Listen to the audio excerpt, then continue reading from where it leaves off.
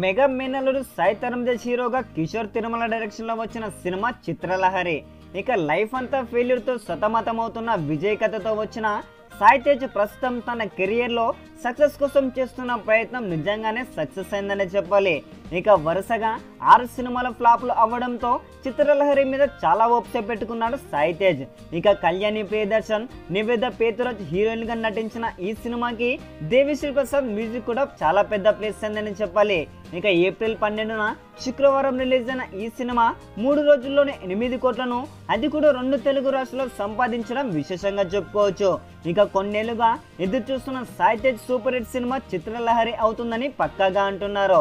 ఇక సినిమా ప్రేక్షకులను ముఖ్యంగా యూత్ ఆడియన్స్ ను మెప్పించింది. ఇక ఏరియా వారిగా చిత్రలహరి 3 రోజుల కలెక్షన్ చూస్తే ఈ విధంగా ఉన్నాయి.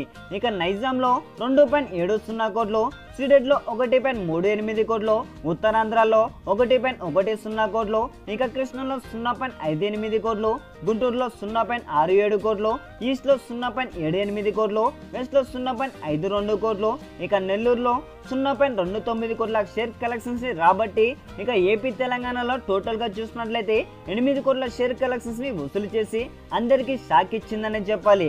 అలాగే రెస్ట్ ఆఫ్ ఇండియాలో 1.25 కోట్లు, ఇక ఓవర్సీస్ లో 1.05 కోట్లను రాబట్టి ఇక టోటల్ వరల్డ్ వైడ్ గా 10.30 కోట్ల షేర్ కలెక్షన్స్ ని వసూలు చేసింది.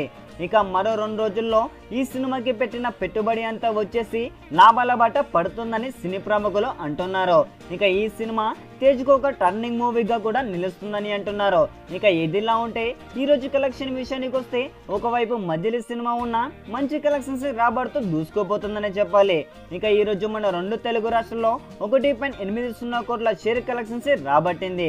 ఇక ఇలానే కొనసాగితే అతి తొందరలోనే లాభాల బాట పడుతుందని అంటున్నారు. ఇది ఫ్రెండ్స్ ఇప్పటి వరకు ఉన్న కలెక్షన్ అప్డేట్ చూస్తూనే ఉండండి.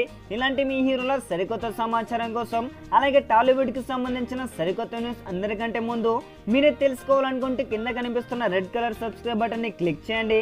అలాగే ఈ వీడియో కనుక నచ్చినట్లయితే లైక్ చేయండి, కామెంట్ చేయండి, షేర్ చేయండి అండ్ సబ్స్క్రైబ్ చేసుకోవడం మాత్రం మర్చిపోకండి. బై బై, జై హింద్.